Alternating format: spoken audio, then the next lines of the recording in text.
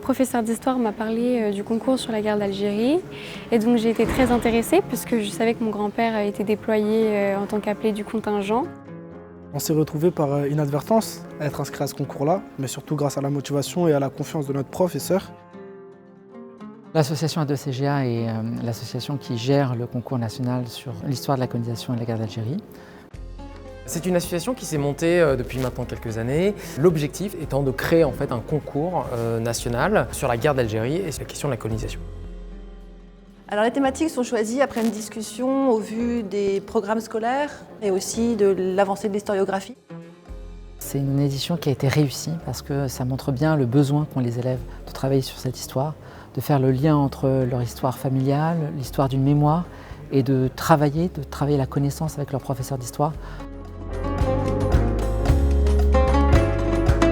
Je dis souvent que je n'ai pas eu la chance que l'école m'aide à comprendre ce qu'était la colonisation, ce qu'était la guerre d'Algérie.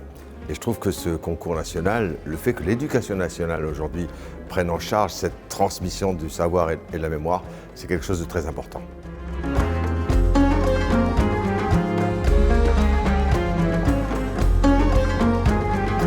Il y a une fracture du lien, le lien, que ce soit d'ailleurs entre les personnes, entre les territoires, et puis aussi des grosses interrogations sur c'est quoi notre avenir. Et là, justement, de voir autant d'enfants qui soient en lien historique avec ce qui s'est passé, c'est-à-dire la colonisation, la guerre d'Algérie, ou pas du tout, eh ben, ils essayent de retisser. Et donc, en fait, ce qu'on essaie de montrer dans cette actualité-là, c'est que la République, c'est justement les gens qui se parlent entre eux, qui vivent ensemble, qui décident de vivre ensemble. J'ai été émue, moi, par les prises de parole des lauréats. Je trouve que même par rapport à l'année dernière, il y avait encore plus de jeunes qui étaient impliqués personnellement.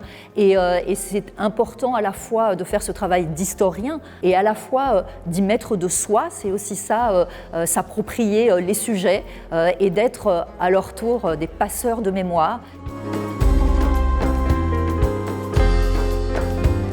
Voir des élèves et des professeurs heureux, parce qu'ils ont travaillé, parce qu'ils ont pris du temps, en plus de celui réservé à la classe pour travailler davantage des chapitres du programme, travailler à partir de sources qui leur donnent donc un esprit critique, qui permettent d'approfondir les connaissances, les méthodes, c'est toujours très enthousiasmant en fait.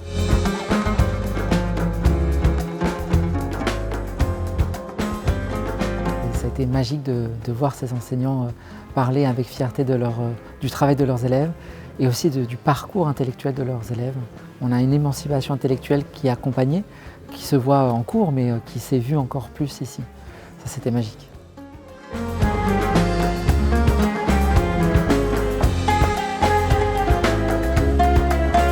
Je pense que ce qu'il faut, c'est qu'ils soient d'abord eux-mêmes, c'est-à-dire qu'ils soient pleinement français, les enfants de leur temps. On ne leur demande pas de porter une histoire qui n'est pas la leur. Transformer ça éventuellement en savoir pour transmettre et pour partager. Et j'ai appris qu'il y avait une multitude de mémoires au sein d'une guerre et c'est important de leur donner la parole pour apprendre des choses encore aujourd'hui sur le passé. Ces rencontres-là m'ont permis de m'ouvrir un peu et découvrir les pourquoi, du comment ça se fait. Et en fait, le jeu de la transmission, c'est ça. C'est au fond une histoire de partage, parce que j'aime le partage et c'est pour ça que le concours m'intéresse.